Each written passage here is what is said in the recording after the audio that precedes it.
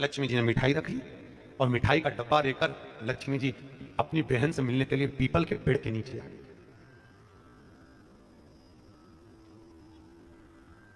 ये रविवार के दिन पीपल के नीचे क्यों नहीं जाते उसकी कथा चल रही है, बड़ी विशाल है, जरा सुन लो। अब निकली है कथा तो अच्छे से सुन लो, तो कम से कम तुम भी तो दूसरों को बता सकती हो।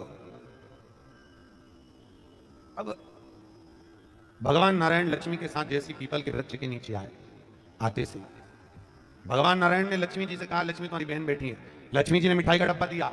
मिठाई का डब्बा देते ही दरिद्रता ने मिठाई का डब्बा फेंक दिया और फेंक कर बोली, लक्ष्मी तू जानती नहीं है मुझे क्या पसंद है और मेरे लिए तो मिठाई लेकर आई है। लक्ष्मी जी ने कहा, जी मैं जानती हूं तुझे क्या पसंद है, तुझे खट्टा और तीखा पसंद है।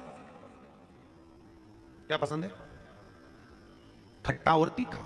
मैं जानती हूं तुझे खट्टा और तीखा पसंद है, पर मैंने सोचा तेरी शादी हो गई है, शादी होने के बाद तो तुझे मीठा पसंद आएगा। तो इतने में दरिद्रता बोली, अरे लक्ष्मी तूने मेरा अपमान करा है, मेरे लिए मिठाई लेकर आई है, लाना था तो मेरे लिए खट्टा और तीखा लेकर आना था।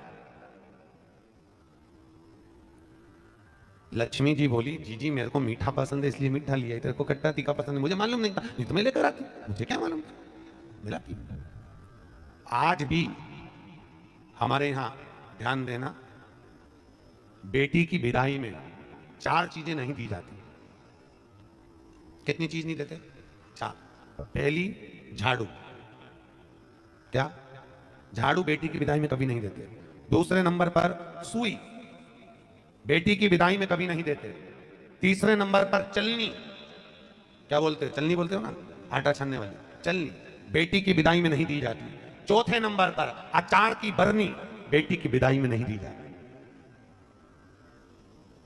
बेटी की विदाई में अचार नहीं दिया जाता, खट्टा और तीखा बेटी के। और जिस घर में मायके से बेटी की विदाई में अचार दिया जाता है, उस घर में बेटी कभी सुखी नहीं रह सकती, लिख के रख ले, उसको कुछ ना कुछ तकलीफ रहेगी।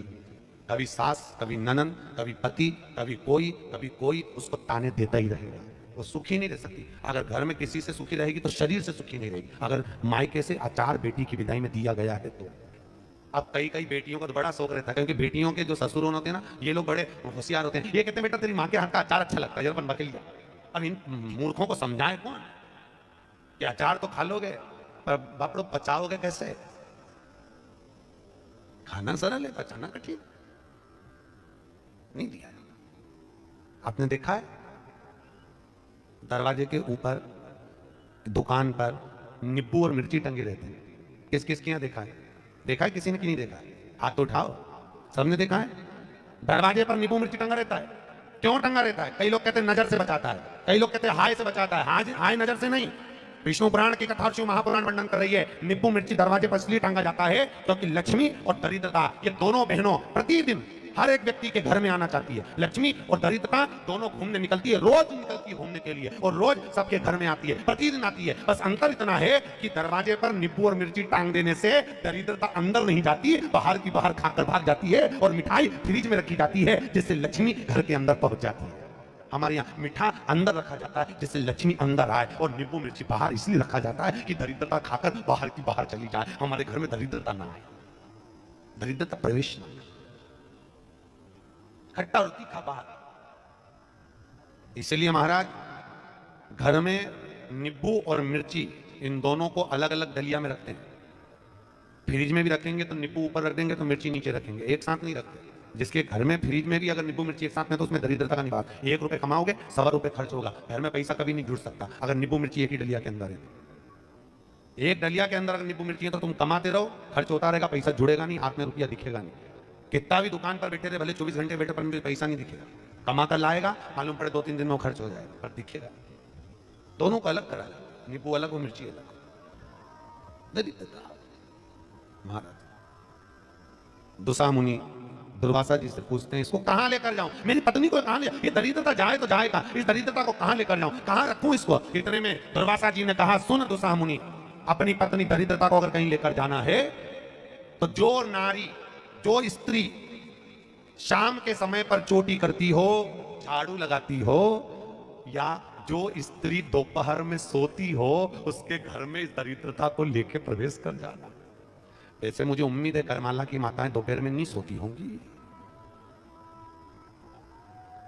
जो दिन में सोती हो जिसके यहां रात में बर्तन झूठे पड़े रहते हो, जिसके यहां रात्रि में बर्तन झूठे पड़े हो, उसके घर में इसको लेकर प्रवेश कर दे।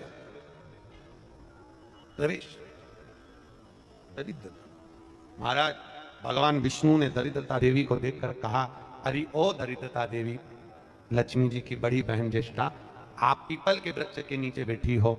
इस पीपल के पेड़ के नीचे हम लक्ष्मी जी के साथ शनिवार के दिन आपसे मिलने के लिए आए हैं। शनिवार के दिन जो पीपल के वृक्ष के नीचे दिया लगाएगा, उसके घर में कभी संपदा की कमी नहीं होगी।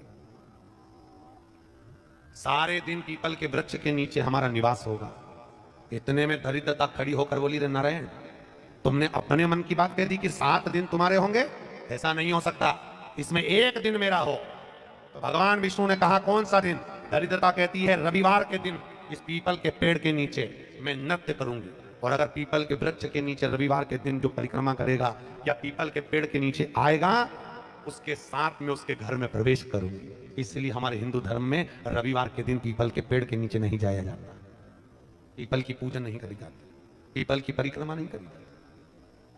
कौन से दिन? जम के बोलो जरा, रविवार। और जिसकी यहाँ दीवार पे पीपल लग जाता है या कहीं पीपल का पेड़ लग गया अपने दीवार पर, घर में कहीं पर भी, तो पीपल निकालने का भी नियम है। अगर आप दीवार में से पीपल निकालोगे तो बार बार काटोगे, बार बार लग जाएगा, फिर काटोगे फिर लग जाएगा, फिर निकालोगे फिर लग जाएगा। दीवार में पीपल लगता ही रहता है। अगर दीवार के पीपल को निकालना है तो नींबू और मिर्ची, इन दोनों को 3 घंटे पहले पीपल के पेड़ के नीचे रख दीजिए, और रखने के बाद में फिर पीपल को रविवार के दिन उखाड़ कर कहीं दूसरी जगह लगा दीजिए। उसके बाद कभी दीवार में पीपल नहीं लगेगा, तब भी नहीं लगेगा, पर पहले 3 घंटे पहले नींबू मिर्ची हमको पीपल के पेड़ के नीचे रखना पड़ेगा, पीपल निकलता। महाराज शंकर की कथा कर, मेना, धन्या और कला, ये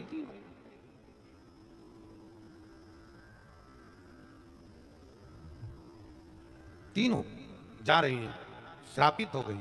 हमारा श्राप है, सनकादि कर रहे हैं, हमारा श्राप है। तुम तीनों के वस्त्र हमें लगे हैं, हम श्राप देते हैं, तुम मृत्यु लोक में जन्म लोगी। तीनों चरणों में पड़ के क्षमा करिए, हमसे गलती हो गई।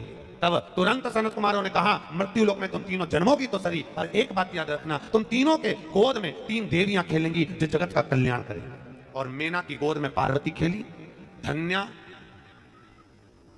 सुनैना बनी जिनकी गोद में सीता जी खेली, कला कीर्ति बनी जिनकी गोद में राधा जी, ये 3 देवी। और महाराज माता पार्वती की गोद में, माता मेनावती की गोद में पार्वती जी विराजमान है। इतनी देर में देवर्षि नारद का आगमन हो रहा है। देवर्षि मेरी नस नस बोले हरी हरी,